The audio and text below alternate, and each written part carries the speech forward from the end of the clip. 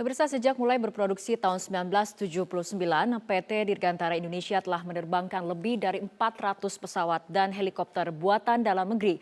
Tidak hanya menjadi pusat perhatian di tanah air, pesawat buatan Indonesia juga menarik minat negara lain. Pesawat yang terbaru adalah N219. Pesawat ini merupakan proyek pengembangan bersama antara PT Dirgantara Indonesia dengan Lembaga Penerbangan dan Antariksa Nasional atau LAPAN. N219 ini diklaim lebih unggul dibanding pesawat lainnya di kelasnya, yaitu seperti DHC-6 Twin Otter dari Kanada. Mulai dari sisi desain hingga harga jual yang lebih murah. Pada 23 Agustus lalu, N219 sukses terbang ataupun uji terbang untuk kedua kalinya dan tinggal menunggu sertifikasi kelaikan udara untuk bisa diproduksi secara massal. N219 rencananya akan dijual dengan harga 6 juta dolar Amerika atau sekitar 83 miliar rupiah.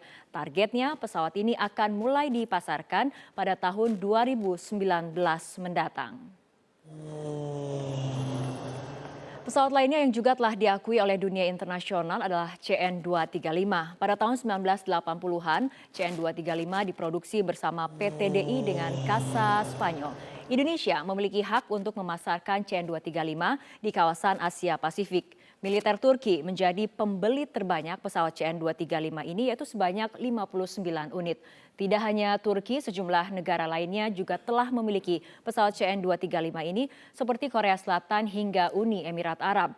Pesawat multiguna bermesin ganda ini sempat digunakan untuk mencari bangkai pesawat AirAsia pada 2014 silam dan juga membantu pencarian pesawat Malaysia Airlines yang hilang di Samudra Hindia.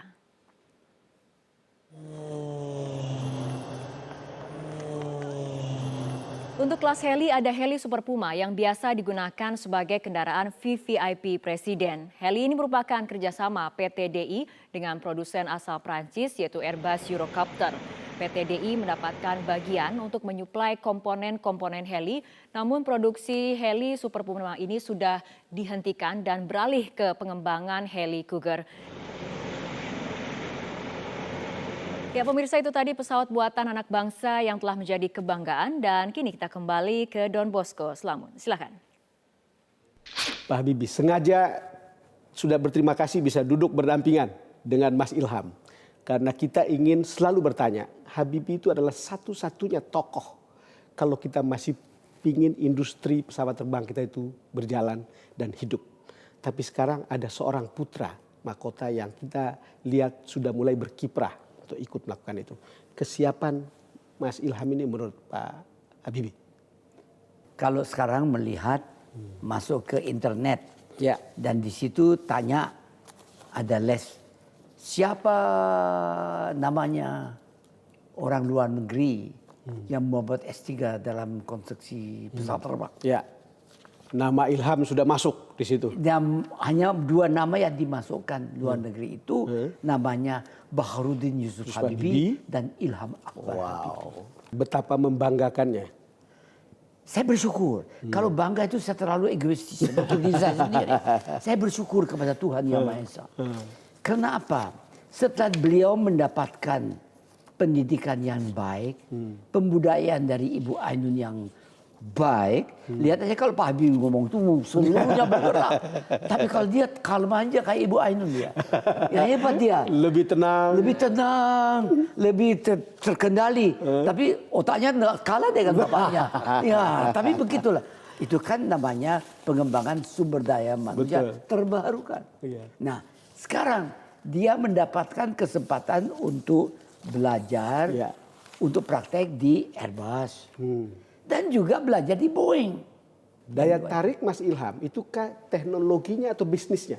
Kalau soal iya, pesawat memang ini. tadi Bapak sudah cerita bahwa saya dari segi pendidikan juga mendapatkan S1, S2, S3 di bidang yang sama. Nah, on top itu saya memang juga ambil MBA.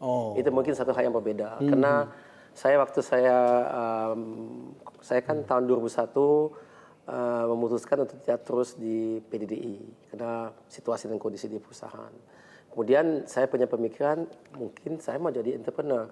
Tapi saya sadar saya banyak kekurangan. Kurang mengerti keuangan atau akuntansi, ekonomi itu saya insinyur gitu, jadi memang fokusnya nggak di situ. Nah, oleh karena itu saya memilih satu universitas yang memang dikenal keahlian dan kepakarannya di bidang itu, dan saya mengambil MBA-nya di situ. Pak Habibie, kalau lihat beliau punya latar belakang pendidikan bisnis. Pak Habibie saya ingat pada tahun 80-an dan 90-an selalu bertengkar dengan para ekonom. Kira-kira kemudian seolah-olah ada blok ekonom, ada teknokrat yang kemudian dikomandani oleh Pak Habibie. Apakah karena ada urusan pemahaman bisnis atau apa? Bukan, pemahaman lapangan kerja. Pemerataan. Bagaimana saya mau memberikan pemerataan sama rakyat kalau dia nganggur?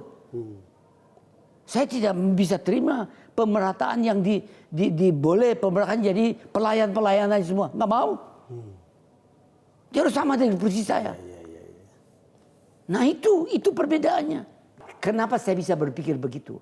Karena saya tidak pernah belajar ekonomi atau sosial politik atau apa. Saya belajar nilai tambah. Menyelesaikan masalah-masalah yang kompleks agar supaya rakyat saya bisa menikmati, bisa berkembang. Mestinya negara ini memfasilitasi. Saya tidak butuh fasilitas. Saya bayar kembali kok. Waktu disampaikan oleh Pak Harto kepada saya, pokoknya IMF tidak membenarkan kamu mendapat bantuan dari pemerintah. Loh, situ memiliki sahamnya. Tapi tidak mungkin karena kita ada krisis, ada masalah dengan keuangan. Tapi bukan masalah saya tadi. Bagaimana Habibie? Baik Pak, saya terima. Saya kredibel, saya cari loan. Saya bilang oke. Pak Harto bilang silakan Rudi, kamu cari loan. Cari loan. Disampaikan. Langsung di Jakarta. Tidak boleh ambil loan. Karena bangsanya banyak utangnya. Dan saya harus telan. Tapi saya telan itu supaya kita menang. Tidak perang saudara. Oke. Kalau lihat Mas Ilham, Pak Habibie, mission accomplished. No. Not yet. No. Ilham is my son. But I have millions of intellectual sons. Pak Habibie pernah ketemu ini. Saya kasih gambar ya, ini Dewi Hartanto. Ya saya ketemu. Saya ketemu dia belajar. Ya. Dia belajar di Delft. Betul. Dia belajar di Dirgantara juga. Dia menemukan sesuatu yang dimanfaatkan oleh perusahaan-perusahaan minyak perminyakan antara lain. Itu paten-paten. Tapi yang kita butuhkan ada orang yang tahu industrinya berkembang. Inilah yang termasuk yang Anda bilang sebagai my intellectual sons. Itu grandson. And dia datang. Masih muda kan? Masih muda, 28 tahun. Ya, Oh, ya. ya. And you have to go ahead. Ya, tetapi kita tidak bisa kita tidak bisa belajar dari kalau begini ya. Saya cerita. Waktu saya selesai S3, saya usia 28 tahun. Oke? Karena dalam bidang yang sulit. Hypersonic flow, kinetic heating, dan sebagainya.